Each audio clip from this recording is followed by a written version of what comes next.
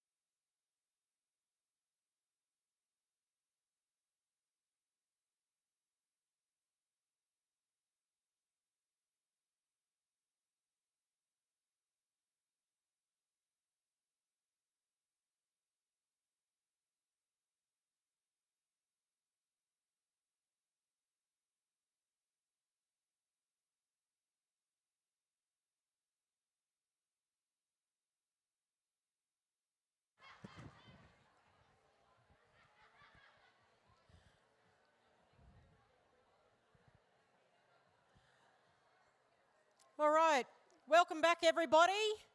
I hope that the caffeine has kicked in and that you're ready for the next session. So we're feeling all right? All right. Now, a couple of minor housekeeping before we get into the panel. Somebody has lost this deadly earring. If it's yours, you can come buy it back off me. And I am happy to auction that off if necessary. I think the other question that people have been asking is about a cloakroom. There is a cloakroom not at the summit reception, but at the convention centre reception, where you can put your coats for storage for the day. Are you here to pay money or? No. Oh. Yeah. It's a drop earring with a colour on the bottom. No, it's not that one. Ah, okay. There's another earring out there somewhere. So, you know, if you find it, you could earn a few bucks. All right. Now, before we get onto the panel, can I also just get a show of hands? Who has downloaded the app? Excelente. So, those who have not, please take the time to do so, because the panel, we will be taking Q&A, but you need to register your questions through the app. So, if you have any questions for the panelists, please do so through the app so that we can kind of keep that flowing, because otherwise mic running and trying to find you in the crowd will be a little bit difficult. All right, so it is my absolute pleasure to welcome you all to the first panel today, a very important panel, and of course a panel that follows on very nicely from the opening addresses this morning. As you will see in your program, this panel is talking about how the ancestors lay the foundation for tomorrow. What will our legacy be in drawing generational gender equality and justice? I'm not going to take too much time because I think the most important thing is that you want to hear from others, and that I'm going to ask each of the panellists to introduce themselves to you and tell you a little bit of their story to get us started. So the first panellist, Cecilia. Thank you, Michelle. Hi, everybody. My name is Cecilia Cox.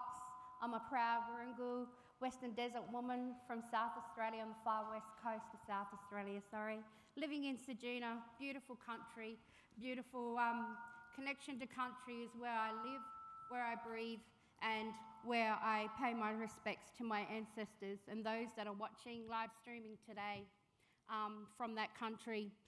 I'm here because I believe in justice for our women, and particularly for our Aboriginal women and our Torres Strait Islander women.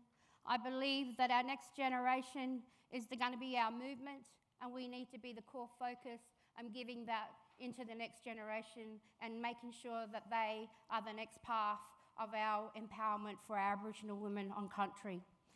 I am coming from a community that, is very disempowering to Aboriginal women.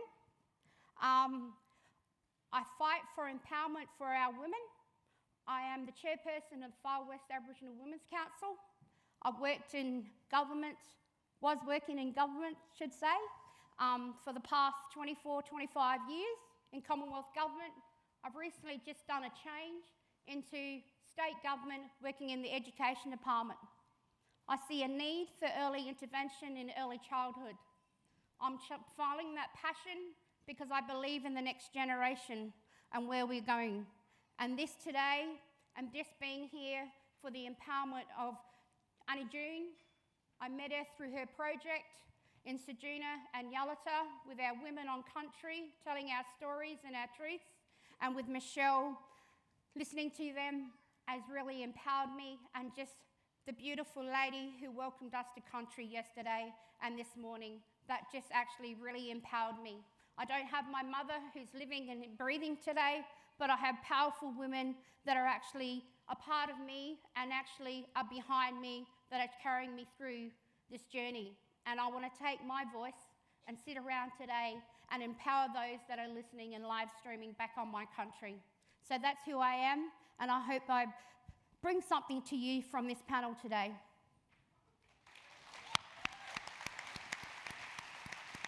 Thanks very much, Cecilia. Michelle, that's a deadly name too, sis. Hey. First of all, I'd like to pay my respects to the ancestors from this land, this Hora, past, present, and emerging. Wandiwa is my native tongue in Injibandi, from the West Pilbara, from a place called Roban. You go to Perth, by car, you have to drive about 1,800 kilometers, and that's in a good car. If you fly, it's 2 hours. I am a mum of 3 first, and I'm now recently a grandmother of 1.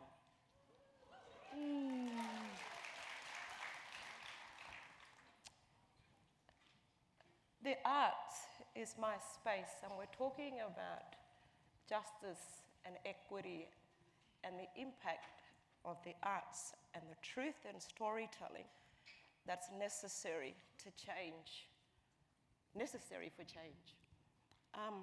Where I come from, Roban, there's been a lot in the media for a long period of time. It's always been the poster child or a whipping child for the media.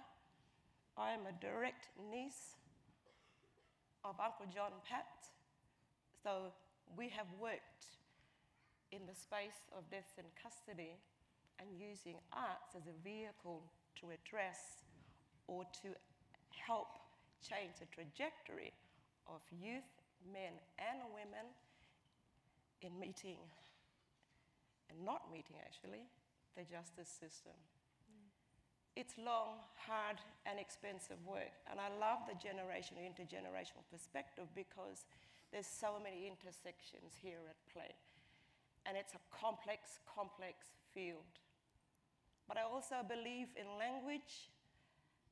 I'm a fluent speaker, I'm a writer, and a performing artist recently, where my journey, my whole life, has been to transform and tell your people's story on stage. When nothing ever dies, it just transforms, right? So as women, and I will give the introduction over to the other panelists here, but it's a real privilege here. And thank you to the moderator, brilliant woman who will hold us safely on stage and allow these conversations to flow. Thank you to Ms. Junoska for her invitation. Thank you very much, Michelle. And I'll hand over to you, Sinsa Mansell. Thank you. I'm happy just to sit here and just let you. Mina Trulawesa Mina Sinsa Mansell. I'm a proud Pakana woman from WYUT, Tasmania. Arts and culture is my life. I don't have a profession, I don't have a career, I have a life that I'm dedicated and passionate about, and it's not work when you are so dedicated. I work in a lot of political spaces, but my current position is as a producer, so making work to tell those stories, to share our stories on the world stage, to make change. I'm a true believer that arts and culture cannot be separated.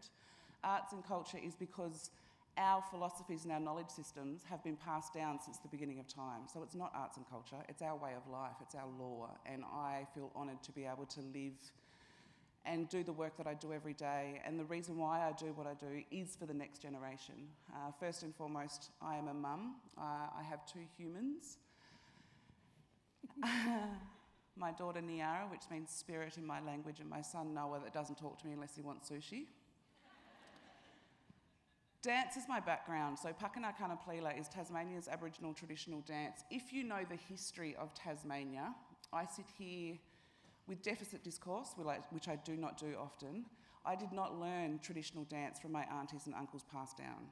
I learnt from pages, from illustrations. There was a core group of us cousins, us mob, and language, reclaiming our language, and through that we reclaimed song and dance. 20 years later, there is a dance that has been passed down for 2 decades. There is a generation that has been born into culture and dance and song from that tiny little group of teenagers that was up the bush that wouldn't leave the fire, you know, until they had to go home to get to bed because it was too cold, because Tas is cold, to create that, you know, that legacy. And it's a great honour to be sitting here and sharing this stage. I first met June 5 years ago in the beginning of this whole process, and to hear the words spoken, it was mentioned that originally it was an advisory board, and now look what's happening. There's three things. Michelle, I could listen to you talk all day. True God, I could just go to sleep with you in those AirPods. But showing up makes great change. And just a reminder, every day the first step starts with the confidence just to show up. And then from that you can see the opportunity and what our voice and our presence does to make change. Thank you. What a wonderful start. I'm going to just ask the panellists a couple of questions and happy for you to flow on to each other. But of course, one of the things that this panel is looking at is about laying the foundations, and you've all shared a little bit about the ancestors and the people that have come before you. And as matriarchs in positions of leadership, what are some of the expectations and the challenges that you see in relation to leading the way for the future? For me, anyway, I've witnessed it. My voice gets. You brilliantly said it in your speech. You're that one that'll challenge everything. As soon as she spoke, I looked at my niece that sat next to me and said, "That's me, isn't it?" She goes, "Yes, it is you." So that's the voice, you know, us women sitting around a table and being a part of the solutions, and that our men out there are actually carrying. You know, we shouldn't be put down. We nurtured their children. They were nurtured by our mothers, their mothers. And we should be sitting at those tables and having those strong discussions with these men that are in power, and actually having those robust and getting our women out there and believing in our women. Don't leave us behind. You know, we are part of those solutions. Don't put up those barriers for us. I think that there's too many barriers for our women out there. We can't move forward. There are so many things. I mean, I'm sure you know a little place called Ceduna. I call myself, we are the political town. There's so much. We're such a small little town of 4,000 to 5,000 people, but so much is happening in our space. Where are the women that are sitting in this space to make decision making? We aren't sitting around those main tables of leadership, and that's where the failure is for us as women. We need to be up in the forefront. Stop putting up those barbed wire barriers for us, so we can actually voice ourselves. How are we supposed to empower the next generation of young women that are part of who you are? I am about empowering our women to be better leadership in our communities, and that's what I stand for, and I think that that's where the disempower comes from, and we need to have that power back. We need to have that safe space. We need to be acknowledged and appreciated and to move forward. Thank you, Sina. Preservation and maintenance of languages is everything, because without culture and language, we will fail to transmit it, whatever it looks like, and whatever form and shape it might take, whether it's through music, writing, performing on stage. Culturally, historically, Aboriginal people, there are no other people on the planet who are artistically brilliant, absolutely brilliant. When you look at Murujuga, Burra Peninsula, we believe that was the actual original location of the story of who we call the Mayari, the Seven Sisters. And they traveled right across this country and left their footprints and their laws and their stories. And as they left Murujuga, the landscape was changing. Stories were changing. They gave new life to women right across this huge, important song belt that sits right across this country.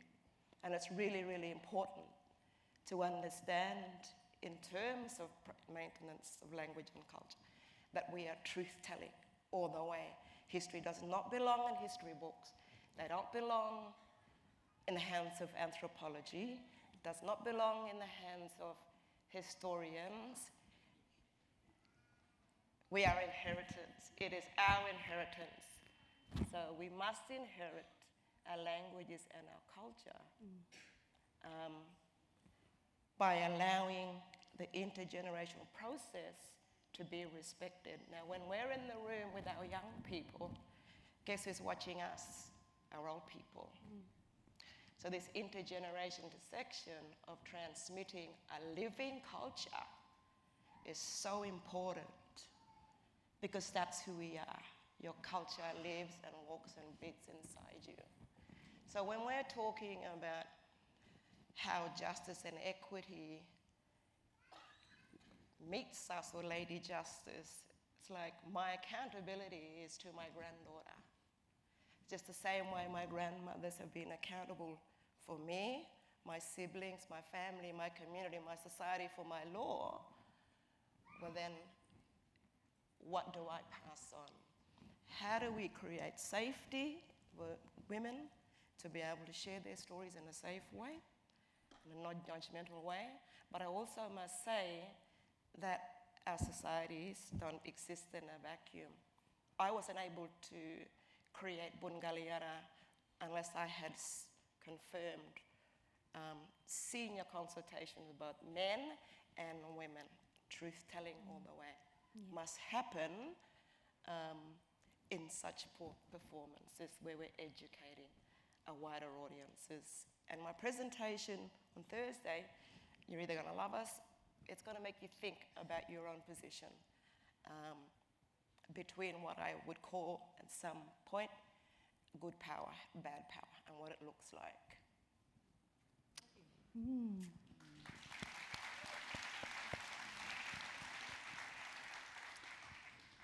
Hey, what was the question again? No.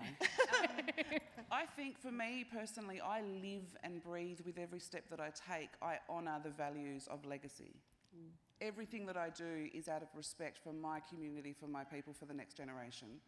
And so some things that were said this morning that just resonated so deep, I'm sure, with each and every one of us that are here. But it's a reminder. I constantly like to remind myself, and I would like to take the moment to do that, is that this is a legacy. Everything that you do every day in your own choices, in your own actions, is creating the legacy, a legacy for the next generation. Who here works in organisations or institutions? Yep. I am a mega optimist. Like I'm a mega optimist. I'm realising the next level, you know, I do see the light in the darkest of places. And I do feel and see the power of the shift that we are in as a community, as a people, as a voice. And I truly believe that women are scary. They're scared of us. And not in a bad way, in a good way. Things that are unknown and that are newer are scary. And I truly believe because it hasn't been the time and place for our voices to be so loud, and the strength that we have together as a nation, as a people, as sisters, as family, as communities, is more present than ever. And just that attachment to of the strength of new, laying new foundations and ways forward. But I forgot the question, so I hope that was something along the lines of... Yep, that was a good good contribution. I think that one of the things we wanted to pick up, and you know, all of you talked about that generational change and how important it is to be responsible for that, and importantly along the way do the truth telling. I think that that's so imperative, because one of the things that I often notice is we have these expectations of others who come to us, but we have almost failed in and of ourselves to not have the conversations with each other. What is our expectation as we enter these spaces, and are we ready, and have we been truthful to ourselves in terms of how we will, you know, honour each other's truth, but also how we will engage with others for a collective purpose. And I think that that's something that all of you shared. So one of the things that I talked about this morning was about the way in which the summit is talking of different ways of doing things, not working from the problem and just getting to a solution, but we want to showcase lots of ideas of how people have worked outside the box. What does innovation look like for us? So maybe if I can ask you each to speak about what that means for you. And I might start with you, Sinsa. Hey, straight back to me.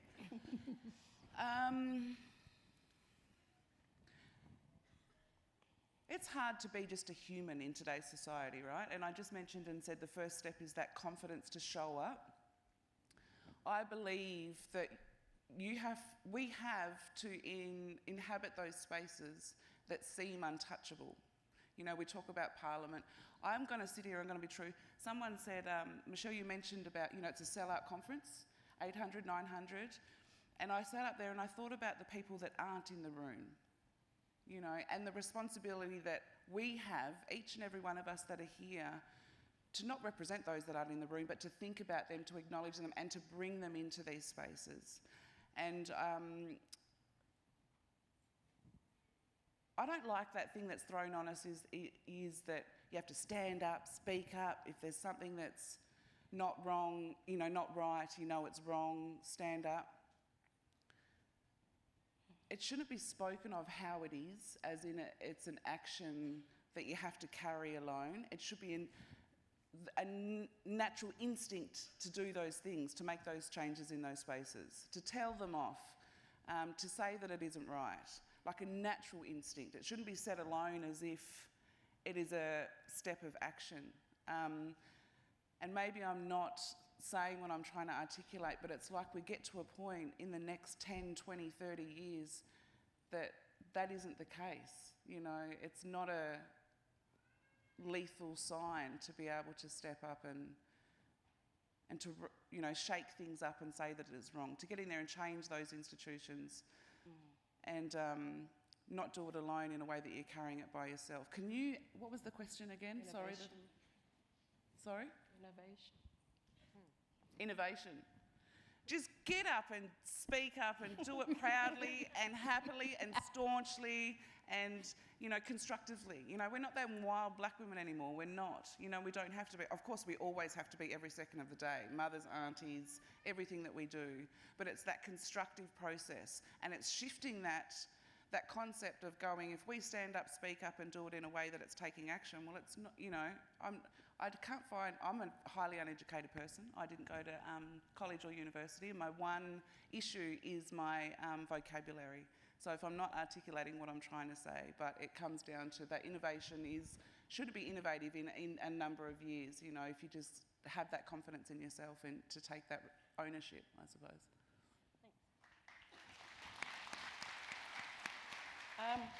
Innovation for me, at least for the past 20 years, has been as an educator and looking at the evidence from my area why kids are deemed as failures for not turning up to school, or where there's a particularly really low attendance.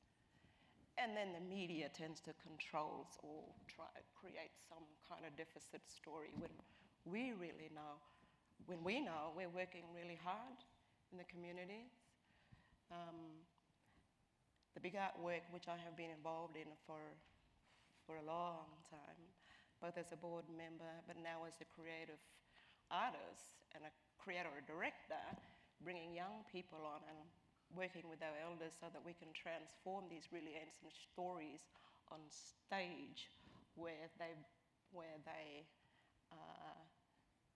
we adapt, we bring it to the stage so that people can relate to the story. And they're very real human values that come from way back deep in time. And they're still here and still sit inside us. And I look at the young people and these kids who, for lots of reasons, can have undiagnosed health issues. That's why they can't turn up to school. Do we blame the child or do we blame the system? So what we do is we find ways to engage and re-engage both the young person, the caregiver and the parent and the elders to be able to come and teach us so that that young person from the ages of 5, 14, 15 are still valued and still very much cared for, and we can provide them not so much alternative education, but education that speaks directly to their identity. And so innovation work is really hard, it's long, it's very expensive and needs to be funded. Somebody's got to pay for the food, somebody's got to pay for elders, somebody's got to pay for the young person who's picking up a new skill. Could be photography. These kids back home, they already know the 5 elements for photography and never having had to go to TAFE to learn it. So it's an example of what you can do in your community by innovating by direct skills, so it becomes task focused rather than academic. Okay?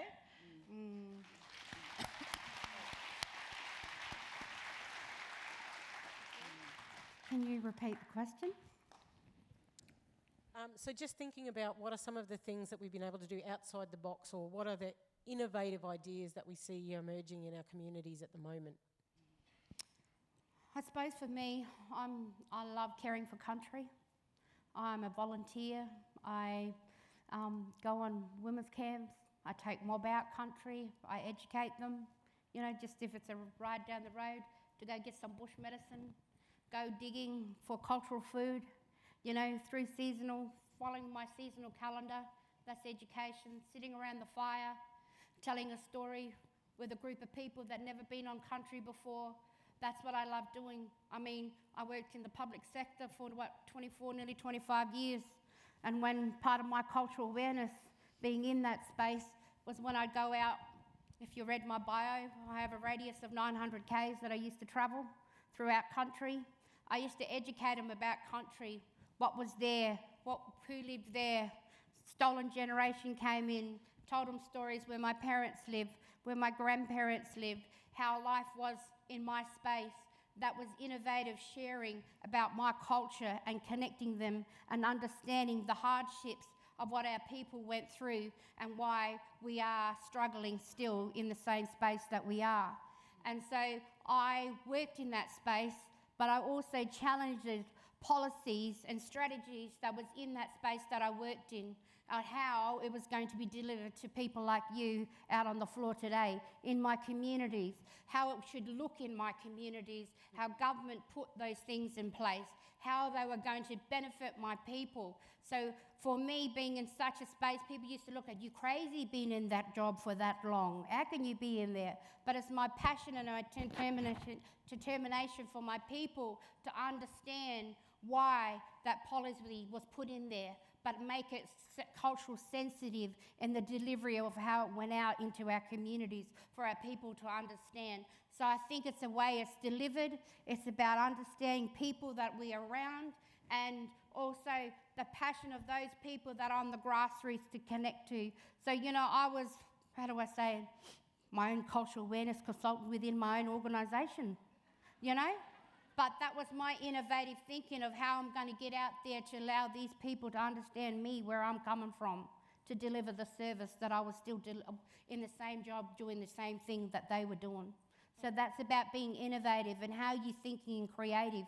And now my space in education, I'm looking at the next generation of strong women that could be like us here today, sitting and sharing this space, a safe space, not only for us as Aboriginal and Torres Strait Islander women, but those women that we are now engaging with and have this wonderful day to celebrate, the LGBT community, the cis, the binary community. You know, I've invited somebody here today, but it wasn't that time for that person to come with me. But, you know, I'm celebrating that person today, even though they're not here, and those people within that community, because I have family that sit within that space. So let's be innovative in how we engage them back in our communities to come forward and sit in our space as women to be powerful black women. Deadly. You want to say something? I want to thank you for bringing up what you shared about the photography as an example, you know, and the shift of power. Mm-hmm. And I just had a moment, you know, if I was to actually listen to Michelle, true God, sorry, and answer the...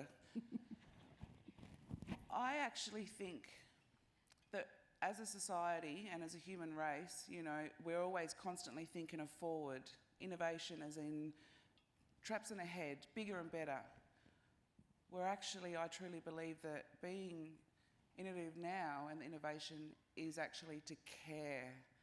We are built as a society to constantly work in our jobs, work in our life. You know, I wouldn't be sitting here now in front of you without those staunch aunties and uncles that took the time, you know, my community. So I truly believe that one of the way forwards about being,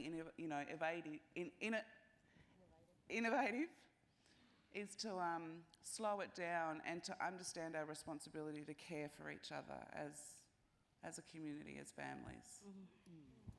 Thanks for that. It probably leads on now. This is a question that you didn't see coming, but that's what happens when I'm sitting here moderating and thinking about what you're talking about. So one of the things to pick up from what you just said about looking forward, sometimes our innovation is actually the reclamation of the past. So, I mentioned about self-determination. What does self-determination look like on our terms? And how do you decolonise the conversations that we've had that have taught us that a Western way overrides our Indigenous knowledges, our Indigenous sciences, and all of those spaces that were the things that held us together. So if I ask you the question, what does that reclamation look like in this time and place? So Michelle, I might throw to you. For me, the experience has been about documenting the documenting of the process. There's so many layers to it, and said, are you willing to work the long hours to do it? Grassroots work in preservation and maintenance is critical to our survival as a society and as women, with our role to accountability to our children and our granddaughters when we are a matriarchal culture.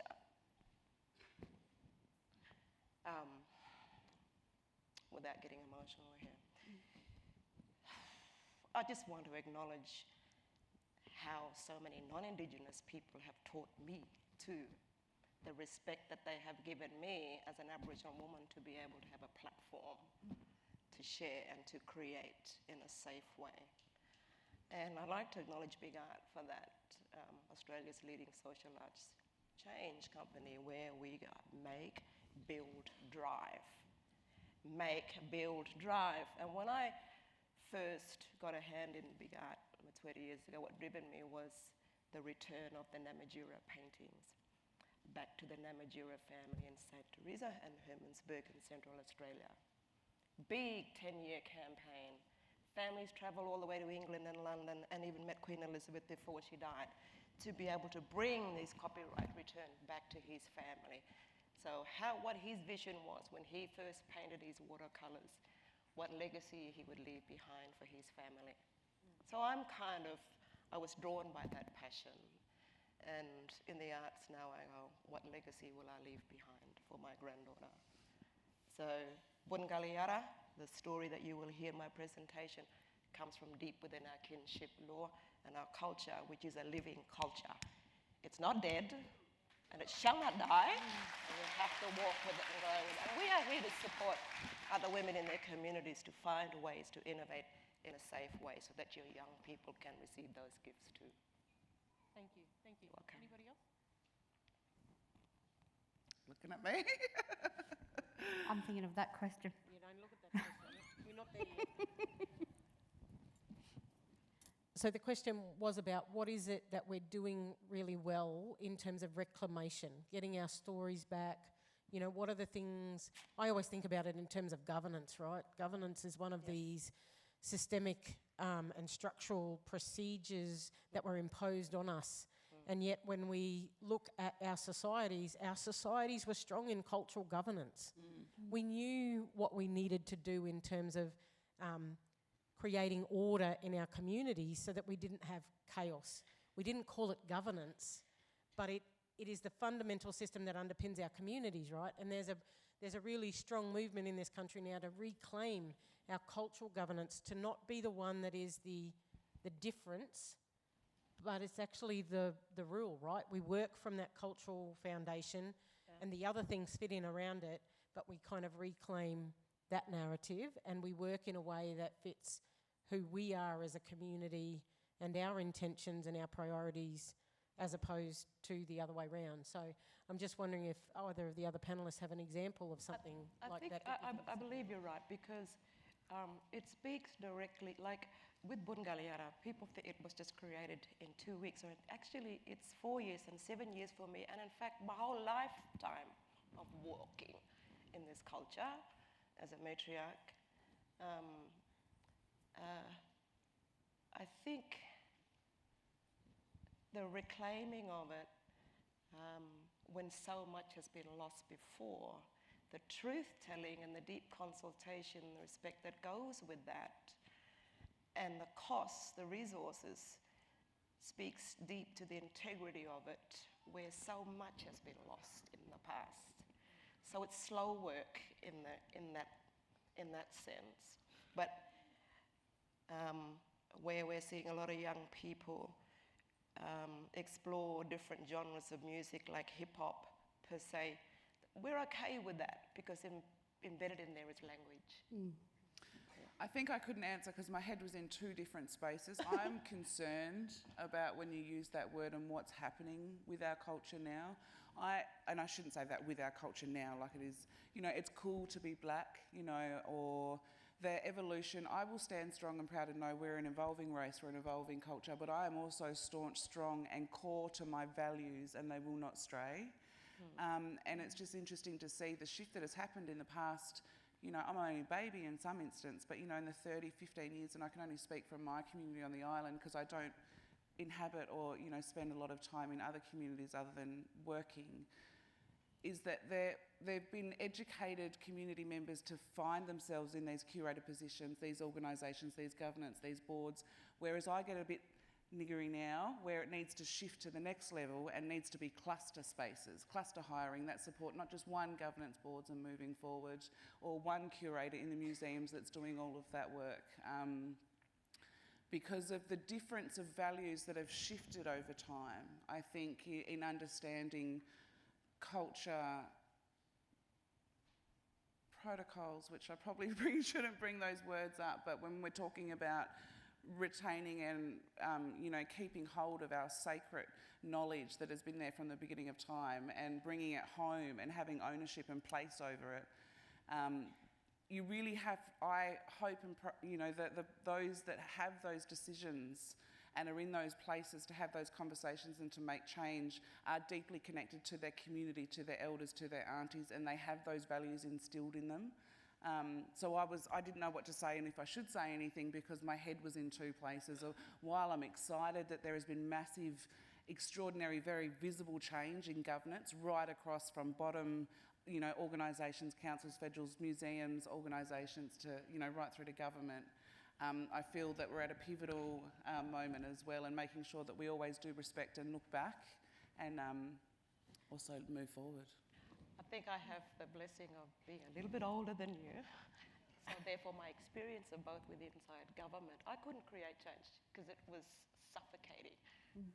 Policies that do you harm.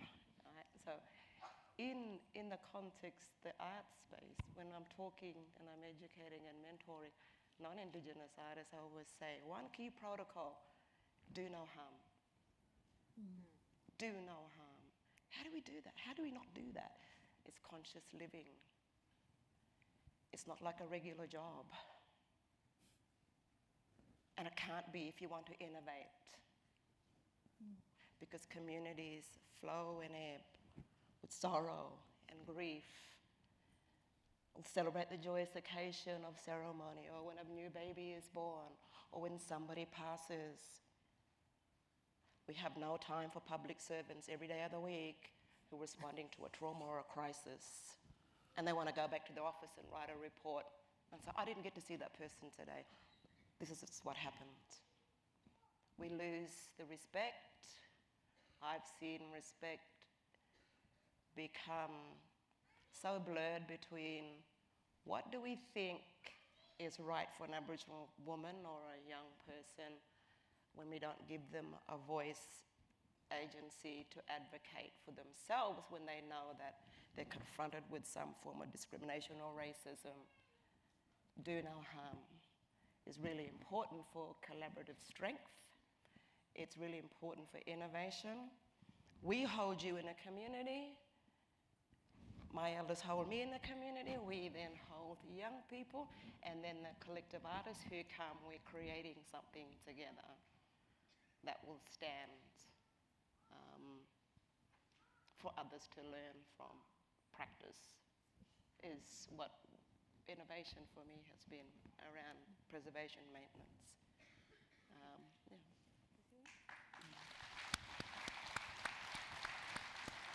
I've been sitting here pondering what to say. It's sort of like got me all startled. I suppose for me, what's ingrained in me is my culture, my connection, the people before me, my mentors. I looked at our strong women who sat on ATSIC. ATSIC was good for a lot of us. It gave us a voice from women. It's something in the past that I really look at because we sat at that table. We sat at that table and had a voice. But now we fight to have that voice. And, I look at those powerful women that were sitting at that table from my communities and, I look where those women are today and they're still struggling. But they're elders in our communities, and I look at that for leadership, guidance. It guides me where I take my passion and where I lead to. I go back and I look at, the things that they spoke about years ago. And we're still sitting around the table talking about those things today. And, have we really moved? Have we shifted? I must acknowledge what you talk about. You hit so many things on the head in regards to culture, language, instilling that still with us, being on country and document. And, that's what we are doing now, reviving language back home. We don't have communities that speak mother tongue, but in our little community, we don't have people we have that actually can fluently speak language, We now have been, I wouldn't call it innovative, but it's actually rebuilding, living that language again so our younger generation can be positive, can actually see that we did belong somewhere. It's a part of our identity. I call my language, my land, it's who I am as an Aboriginal woman. I draw strength from that. And I look at those, I keep going back to, I suppose I speak with a government mind, I suppose, being there for so many years, and that it's taught me that resilience. And I've always been a resilient person. I'm a emerging elder, I should call myself, and people are starting to say to me back home, "You're an elder now, Cecilia, you're past 50. And I said, yeah, that's true. And I've looked at their struggles in life, what they've gone through. And all I can do is build on that and move forward for myself, my daughter, my nieces, my sisters, and for those who are actually guiding me. I flew in today and yesterday, and I seen a picture come up on my memory on Facebook. It was my parents who were both passed, And that was just a memory to give me empowerment to sit here today. I have butterflies, and this question has startled me. But, I reflect on that and I go back to that thing about, the past, those people I've learnt so much from. And they're the ones that are innovating me, giving those new ideas and how to engage in community and be that strong, powerful woman that I am. And I carry that through. And I know that those people are here today with me. And, so I draw strength from country. That's where I go back to. That's my cup. That's where I fill my cup all the time. I go back to country. I reminisce of where we sat, where we drove, what we ate, whose fire sat around, what stories were told. And, that's where you find your innovative ideas and how you can be different. And, it's really good to see so many people sitting here. And I look through that booklet and I'm thinking, wow, that's your innovative women. That's your powerful Aboriginal woman that we've got here today. So I can't really say anymore. Thank you. It startled me. No, thank you all for sharing those wonderful insights. I would like to take some questions from the floor now. So the first one that we've got here is, as black women, we make space for so many, but it feels like taking space can still be a bit of an uphill battle with so much resistance. What do you do for yourself to strengthen your resolve to keep going and at the same time look after yourself and the well-being for the long term? So who would like to take that one on first? I love the way we're all looking at each other. Well, I suppose I just spoke about it, but I'll go deep to fill my cup, I suppose, and my struggles. I revisit. I go on country. I go fishing, go out with my sisters, and my nieces. I build strength from them. Even if it's going out on country by myself and doing what, my parents showed me. And that's where I build my power from. And, you know, if I've had a hard week at work, which it normally is, you know, that's it. I can pack my swag in the car and I'm gone by myself. 2 hours down the track, sitting under the tree, might rock up at 9 o'clock, sitting around the fire with a cup of tea. That's where I build my strength from. You know, people know, oh, where's she going now? She's got in that car, I'll put a photo up on Facebook. You get around, girl, where are you going? I got my male cousin saying, which country are you going to now? I said, nah, secret. It's secret women's business. I'm going for mini ride somewhere by myself. You can't come. So, you know, that's where I build my strength from. I look after my well-being. You know, if I've had a really hard day, I've had, you know, sat in a meeting which I didn't agree with, I'll go back and I'll just have my space. I always do that. It fills my cup.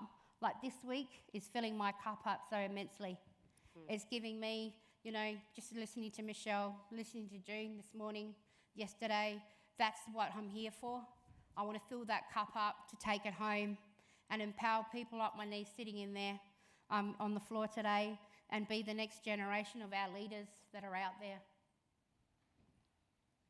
Thank you. I think intellectually, emotionally, spiritually, try and slow yourself down. Physically, it's a lot. Women's work is really a lot. Good friends who will take you out of community or a situation where it's just chaos and conflict all the time. And what causes conflict? Misunderstanding, miscommunication, bad policy, politics, media control, all these things. So it's important that you extract yourself from it from time to time. Go and rest your body, rest your mind, away from your community. And then come back in. Learn, reflect, listen, travel, come back in. It's the only way I've been able to survive, really. Yeah, self-care is really important. That's a good question. Yeah. Good question. And who you give your energy to, what you give your energy to. Yes. Yeah. And know your barriers. Yeah. Don't give it all. I've learned that. It crushed me. Yeah.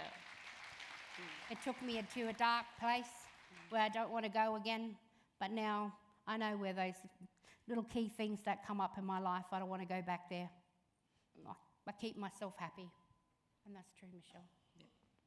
You both said what I was going to say. You know, as strong black women in this room and in this space, we should all know the medicine of what country is, so first and foremost. But for me, I was sitting there going, what is it? Actually, what is it? And there's two things.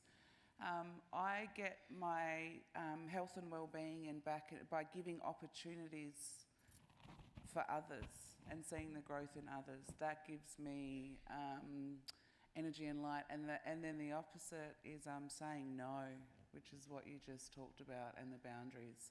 You know, as strong, black, powerful women that are outspoken or show up or work or do that we do, we are given responsibility more so than what that task at hand is, and it doesn't stop, you know, when we leave that space or leave that 9 to 5 or whatever it looks like. So for me personally, it's the no, the boundaries. Thank you. I think that's one of the things we all find a little bit challenging, right? How do you say no? And how do you learn to be kind to yourself, because so many people will want a part of you. And I remember somebody once said, you never get to the end of your life wishing you'd spent more time at work. And it's a pretty important message, right? Because you can invest so much time in places and spaces that at the end of the day aren't the ones that should have the priority for us all. So I think thank you very much for sharing some of that. We've got another question from the audience. In 2023, what opportunity ahead are you most excited about in terms of laying the foundations for future generations, and then what concerns you the most? Oh, I suppose I wrote this down last night, 1:30, mind you, because I think it's really important, and the future generation is what we're all about, and empowering them. So empowering girls from their early start in life, and when they are young, gives them hope, opportunity, and lasting experiences over the course of their lives. They are empowered with tools, skills they need to be driven of positive change in their families and communities. So when I look at that and I reflect on that, and this question, just unbelievably, is the exact same thing.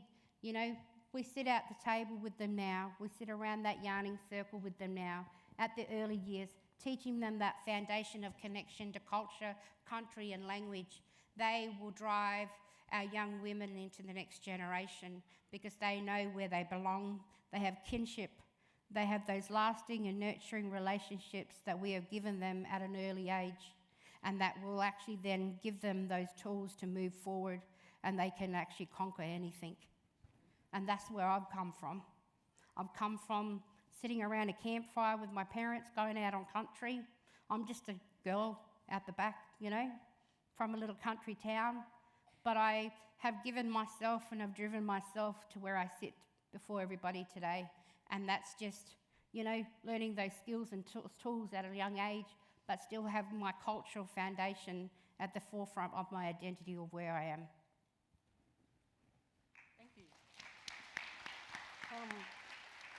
I'm really excited about the arts and storytelling, truth and storytelling, laying the true foundation for social justice to meet its end, to carry its, you know, for us to meet that end, and the Australian government say enough is enough. We need new policy that truly reflects women's ways of doing and being in your own community, wherever you are and whoever you are representing. That is the end goal for me. When I'm doing work in the community, when I'm asking for funding, there should not be a question of why it needs to be funded. If I'm keeping young people out of jail, give me $1 million tomorrow. Yes.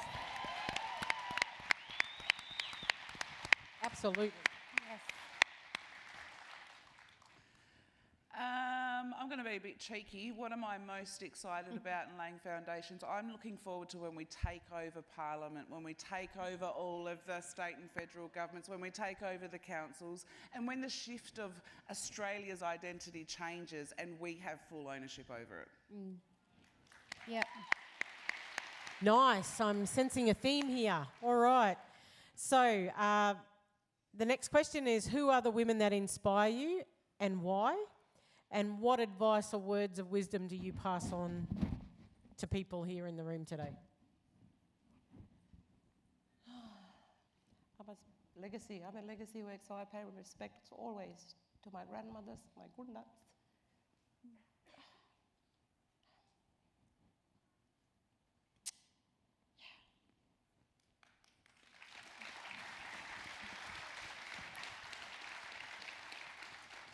Can't be here without them.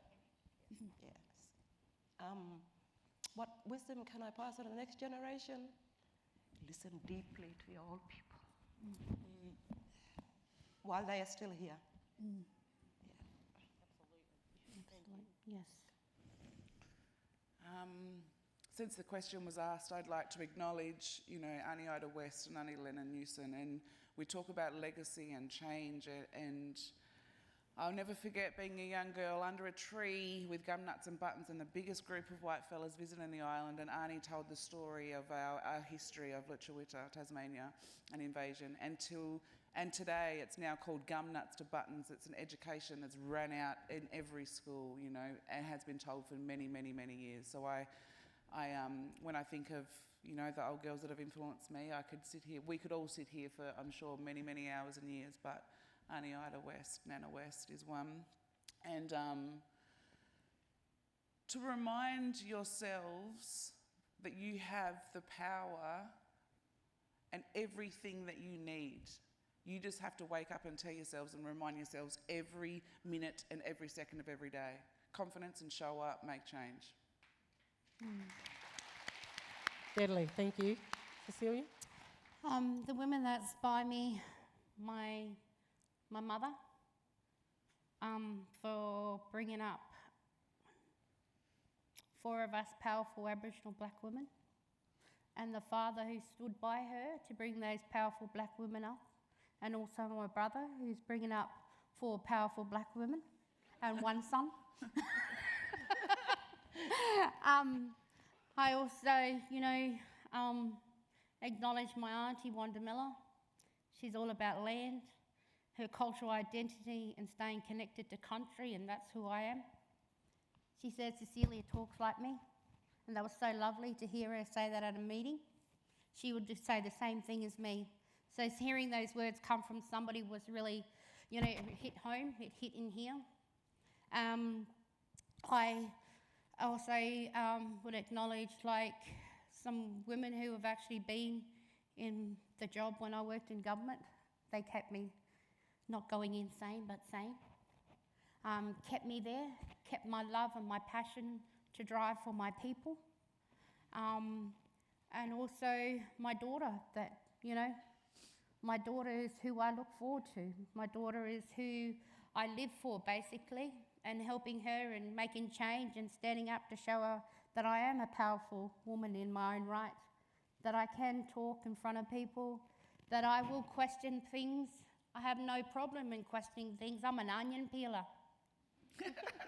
I love peeling onions in my community, but they're scared of my onion peeling. I wonder why. But I'm not scared of myself in asking those questions. And I brought myself there myself. I've taught myself. I hate the word resilience, but sometimes you've got to say I'm a resilient person, because we're always resilient. We always have the fight to fight, But that's the people who have been my inspiring people and have inspired me to be the person who I am. And those women that are back there that have actually done stuff in our community, that are still alive and that have passed. And, this year, we don't talk about NAIDOC this week, have we? But it's for our elders. When I look at, this is the time to celebrate these wonderful women in our life. They're our matriarchs, and that's what I look at. That's what I'm doing back home in my community with NAIDOC. I'm reflecting those trailblazers because they put themselves out there. Fantastic, thank you. So I want to pose to the panel that we've just been in a time machine and gone forward to the year 2043. We're all still looking deadly. There's a few little wrinkles and a bit more grey hair. But, what does that look like for you? What is the vision of our future, and where will we be in 20 years' time? I answered it just before, and what I want sorry. One of our granddaughters or great-daughters to be Prime Minister of Australia. There we go. Yeah. Say that again? One of our granddaughters or great-granddaughters to be Prime Minister of Australia. All right. Yes. Beautiful. Yeah. Big dream. Well, for me, after we put a framework together after this week, we could be anything, couldn't we? Woo! When you think of the truth-telling of it all, we could be anything, really. Prime Minister. The women here could have, the young girls sitting in this room could be 2 generations after that. They could be sitting up here like we're sitting on the panel asking the same questions. Where do you see the next generation going? So, I just want everybody and our women to be respected. And we're leading the way in change for our women. We shouldn't be begging. There should be no barriers for us. We should have other people in our communities joining our journey as women. And, I just see that we'll all be respected and acknowledged. And like you said, we shouldn't be being questioned where we're going to get our dollars to do funding or to research something. It should be given to us, because we'll be a powerful source by then.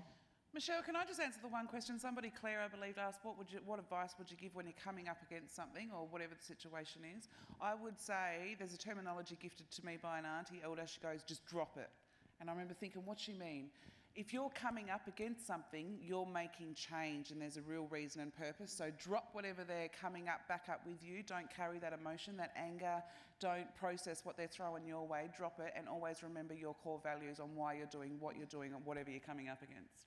Whoever that was. Yeah. And can I just add to that, because having worked in bureaucracy, 25 years, Department of Indigenous Affairs or Department of Communities at really high senior level, I was getting no rewards because it's this deficit approach. We've got, what, till 2030 or 2032 or something to close the gap officially or something. I don't know what the official statement is. Maybe the Commissioner will answer that at some point. But our work is not finished. We've got a lot of unfinished business out there. I'm open to collaborating with non-Indigenous artists right here in this room. I offer you up my expertise and my knowledge to come and actually see what Robin is really like, not from what the media tells you who we are. Yeah. That's no truth in that storytelling. And you need to sit with people on the ground, particularly women and the young women who we work with, and speak directly to them how this work is actually impacting upon their lives. That's real evidence. That's not reaching government. It needs to reach government. And evidence and practice how we're actually teaching artists to innovate your community producing. You're doing so much more than just producing art per se. You're actually making long-term social impact. Fantastic. Thank you very much. I think it's really important to pick up from all of that we don't want to be having the same conversations in 20 years' time because it's all shifted. We're creating our own economies. We're doing things our way. We are present in all the spaces. We are visible as part of this nation, and I'm sure we will look back and recognise each of us and the contribution that we make. So can I also ask the group to please thank these wonderful panellists today.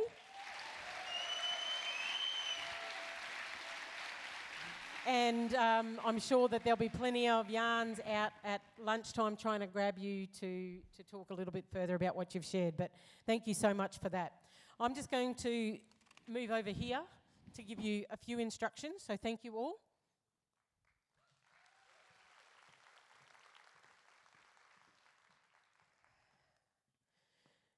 So we'll now head into our lunch break, and as you all have your program, you'll see that after lunch you'll go straight into the concurrent sessions, again across the thematic areas, and then there'll be an extra space upstairs in the Swan and Torrens Gallery where Warrior Heart Self-Defence for the Spirit, Mind and Body, Chantel Thompson is running that activity, and then you'll also see all of the other presentations. So that's what we're at 1:30 sharp, if you can be there about 5 minutes earlier so that we can keep to time. But enjoy the lunch, ladies, have those good yarns and keep that energy going. Thank you.